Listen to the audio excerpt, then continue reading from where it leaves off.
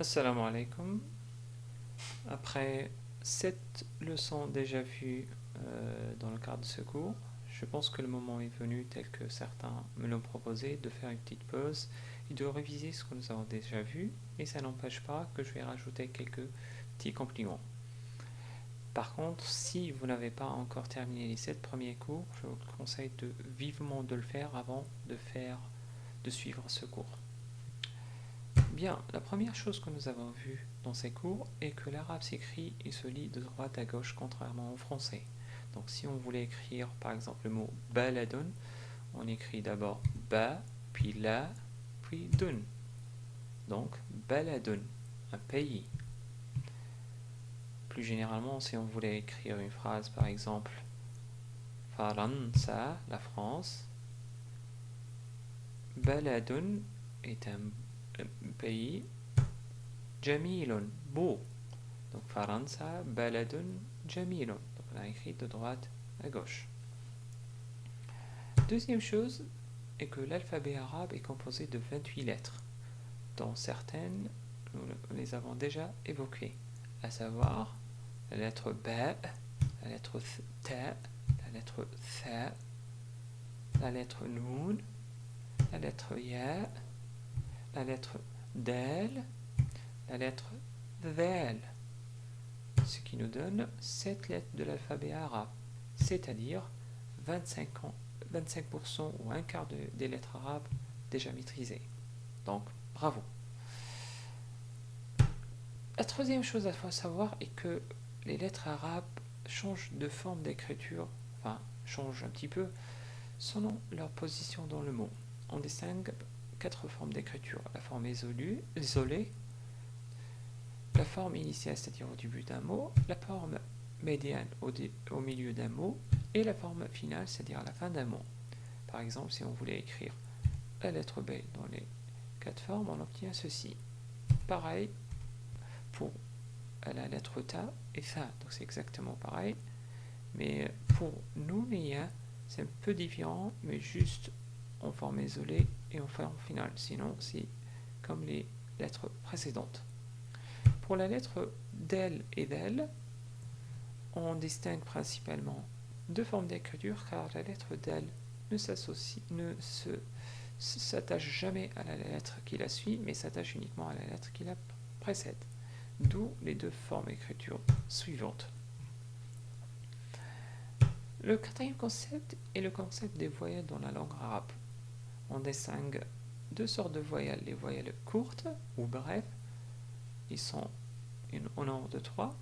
La première, c'est al-fatha, comme dans ta, tamrun, des dates.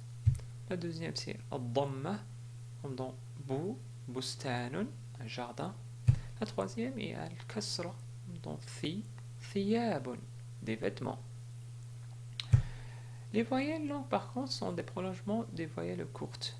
Donc, pour prolonger la fatha, on rajoute un alif pour produire le son a, comme dans ba, babun.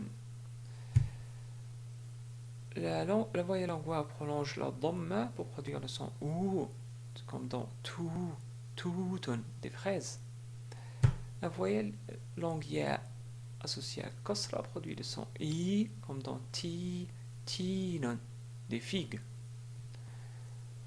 Ajouté à cela, on a aussi dans la langue arabe le concept du soukoun, qui présente un arrêt sur la voyelle ou une absence de voyelle, comme ici dans n, bintun, une fille.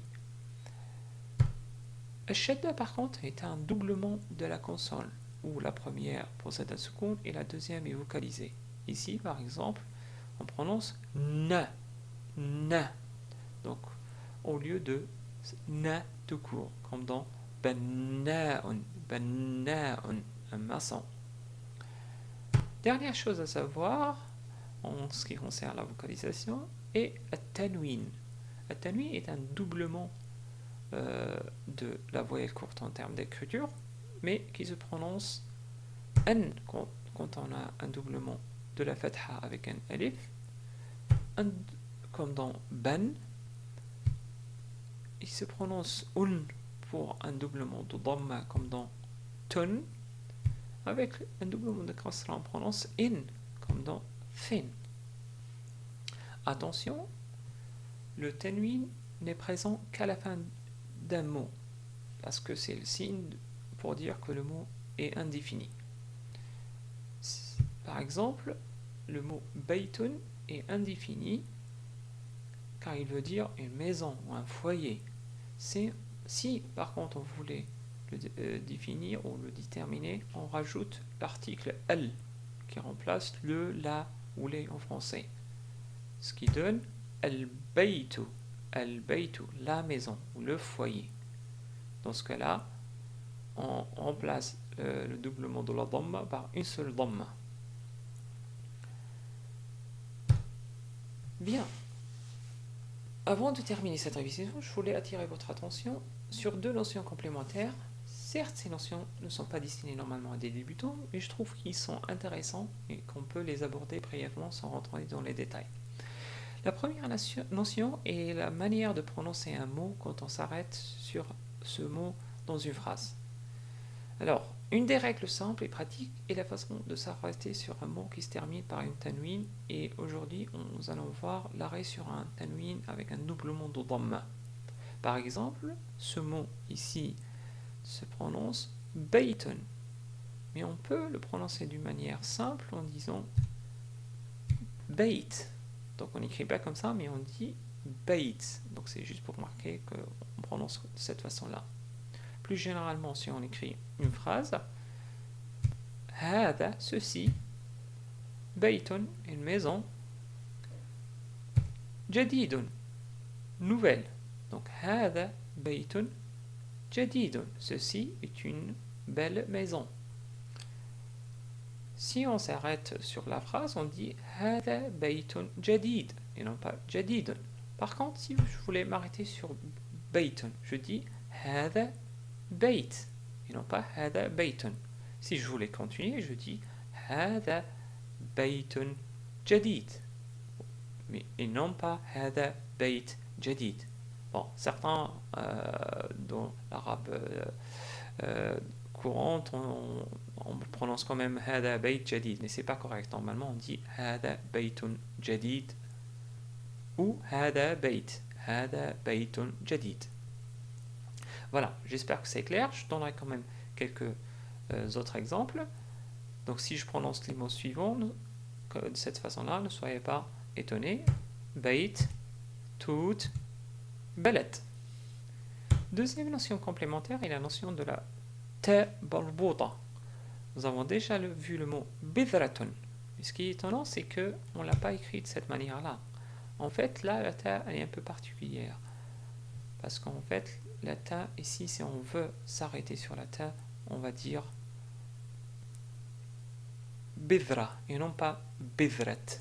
Donc, cette écriture est fausse parce que ici il s'agit de ta marbuta qui, si on veut s'arrêter sur cette ta marbuta, on prononce bidra au lieu de bidratun ou bidrat. Bidrat, alors là, vraiment, c'est pas correct. Bidratun à la limite. Mais si on voulait appliquer les règles de l'arrêt sur un mot dans la langue arabe, alors ce sera bidra. En termes d'écriture, on a deux formes d'écriture. La forme isolée au nom attaché qui s'écrit de cette manière-là, ou la forme attachée qui s'écrit de cette manière-là. Quelques derniers exemples. Donc, binayatun ou binaya, un bâtiment. Sayyaratun ou sayyara, une voiture. Yabaniyatun ou yabaniya, une japonaise. Voilà, on arrive à la fin de cette révision. Pour les notions complémentaires, ne vous inquiétez pas, vous allez les voir en détail plus tard. J'espère vous retrouver dans un prochain cours, Inch'Allah. À bientôt.